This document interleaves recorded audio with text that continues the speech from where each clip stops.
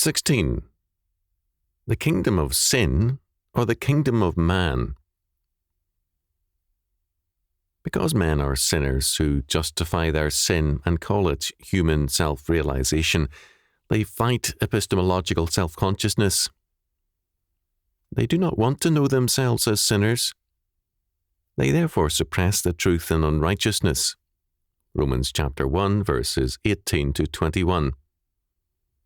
Thus, on the one hand, they profess to be the champions of true righteousness or justice, and, on the other, work to subvert all things of God and man alike. Being suicidal, as Proverbs chapter 8, verse 36 makes clear, they both work zealously to promote a humanistic order, while, at the same time, ensuring its death in more ways than one. In Revelation chapter 17, verse 5, we have an acknowledgement of this fact. The kingdom of man, or Babylon the Great, has, as its first designation, the word mystery.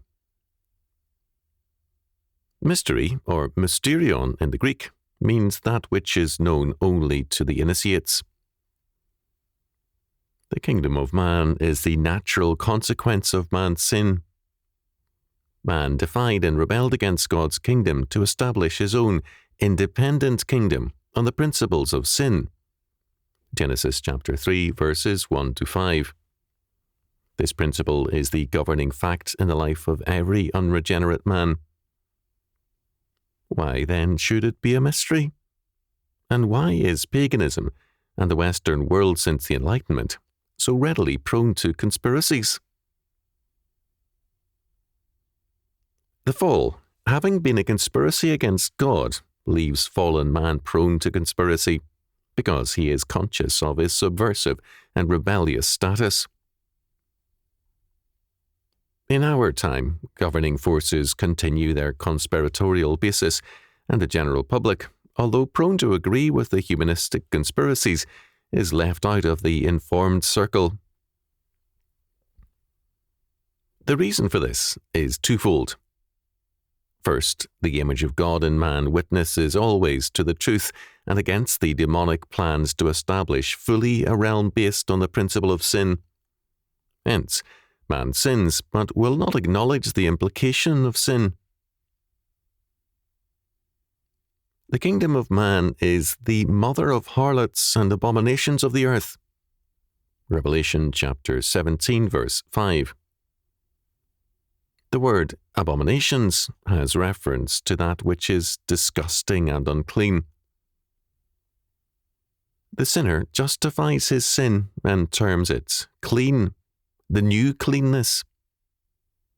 Whether it be idolatry, abortion, homosexuality, or any other abomination, the covenant defiler not only practices it, but justifies it as clean and morally sound.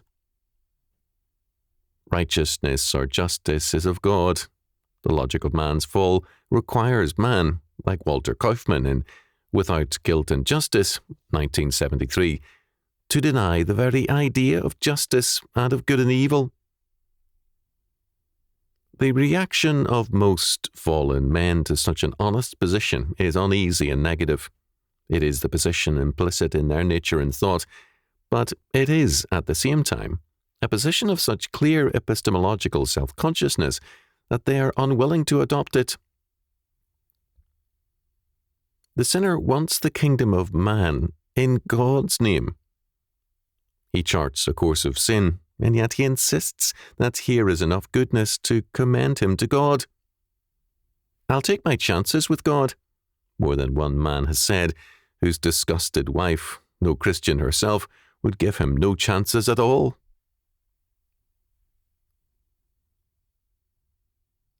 Second, because most men are unwilling to pursue the course of sin to its logical conclusion, the few who are so willing become a conspiratorial elite, guiding the rest for their own, quote, welfare, end quote, into the fullness of the kingdom of sin. Max Steiner, in 1844, in The Ego and His Own, challenged the moral atheists who denied God, but would not practice incest or other such acts. God being quote-unquote gone, morality was also gone. Therefore, everything is permitted. The implications of such a position are far-reaching. If God's law is gone, what law remains? If a fetus, an unborn child, is expendable, whose life is not also expendable? When men begin to unite in their desire for a kingdom or realm independent from God, then, says the Lord, nothing will be restrained from them which they have imagined to do. Genesis chapter 11, verse 6. This is frightening to most sinners who lack epistemological self-consciousness. As a result, humanism's elite becomes conspiratorial. Their goals are in tune with humanistic mass man, but too openly illustrative of the principle of sin to please them. Igor Shafarevich has called attention to the fact that the logical goal of socialism is not only the death of property, religion, and of the family, but of life itself. It is a murderous and suicidal faith. It is what Samuel Warner has called the urge to mass destruction. We see the social consequences of such a faith all around us. Sin leads to tyranny, because sin denies that there can be any law of God or man governing man. Every man is his own God, determining good and evil for himself in terms of his will. Genesis chapter 3, verse 5. The Nimrods of history are the result. Nimrod is spoken of as a mighty hunter before the Lord, not the clearest of translations. Steigers comments that hunter, from Gabor, can be better rendered tyrant. Nimrod is derived from marad, rebel, so that rebellion against God was basic to his life and rule, and, for men, this meant tyranny. It was Nimrod who founded Babel with its open and avowed purpose of supplanting God's kingdom with the kingdom of man.